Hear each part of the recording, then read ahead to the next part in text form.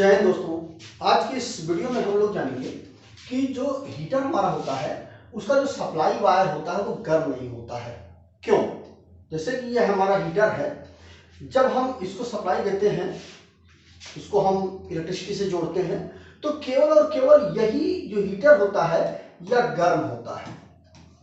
इसका जो सप्लाई का जो पूरा सिस्टम है, जो इलेक्ट्रिसिटी यहाँ तक पहुंचा रहा है, वो हिस्सा गर्म नहीं होता है।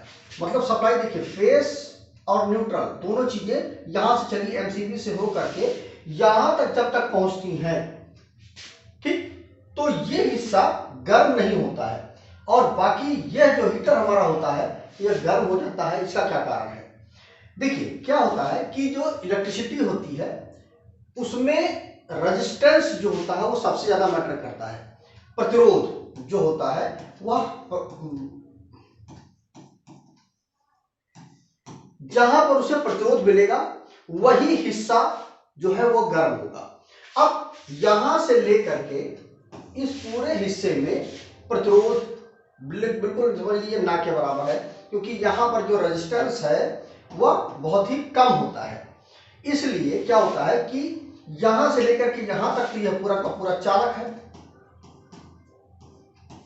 अब यह चालक जो है आपका एल्युमिनियम के रूप में हो सकता है, कॉपर के रूप में भी हो सकता है, अलग अलग धातु के रूप में हो सकता है, लोहे के रूप में भी हो सकता है। तो इनका जो रेजिस्टेंस होता है वो बहुत ही कम होता है। लेकिन यहां पर जो हम उपयोग करते हैं वह नाइक्रोम होता है। नाइक्रोम का इसमें जो यूज किया जाता है। अब नाइक्रोम का जो रेजिस्टेंस होता है वह एल्युमिनियम और कॉपर की तुलना में बहुत ज्यादा होता है। यह कंडक्टर होता है लेकिन यह कंडक्टर नहीं होता है, इसमें रेजिस्टेंस बहुत ज्यादा होता है।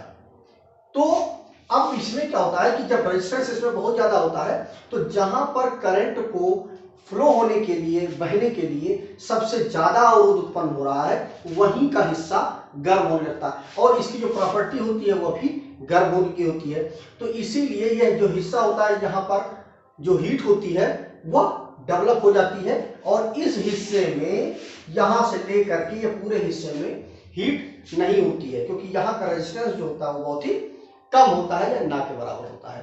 तो अगर आपसे इंटरव्यू में ये चीज पूछी जाती है तो आप इसको बता सकते हैं कि जहां से हम सप्लाई को, हम एमसीबी से या स्विच से, जहां से भी हम इलेक्ट्रिसिटी को उठाते हैं, वहां से जो हीटर होता है उसके इनपुट तक जो रेजिस्टेंस होता है, क्योंकि यह कंडक्टर के थ्रू इलेक्ट्रिसिटी आ रही है, तो उसका रेजिस्टेंस जो होता है बहुत ही कम होता है, ना के बराबर होता है। इसलिए वहां पर गर्मी नहीं उत्पन्न होती है, वह गर्म नहीं होता है।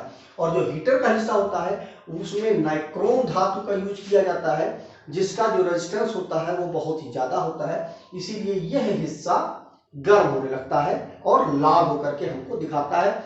फिर हम इससे आग वगैरह सेकने की, मतलब जो गर्मी है वो हमें मिलने लगती है। तो मुझे उम्मीद है कि आपको समझ में आ गया होगा कि जो हीटर का जो सप्लाई वायर होता है वह गर्म क्यों नहीं होता है। दोस्तों मेरी वेबसाइट भी है, उस पर आप जा करके विजिट करके आप इलेक्ट्रिक से संबंधित ढेर नॉलेज ले सकते हैं। उसका जो वेबसाइट का जो एड्रेस है वह है www.targetelectrician.com। जो इस चैनल का जो एड्रेस है ना, तो नाम है, बस वही टारगेट इलेक्ट्रिशियन आपको डालना है और उसके साथ में .com लगा देना है। वहां पर भी आपको इलेक्ट्रिकल से संबंधित ब्लॉग, बेहतरीन नॉलेज आपको मिल जाएगी। तो आज वीडियो में इतना ही। जय हिंद दोस्तों।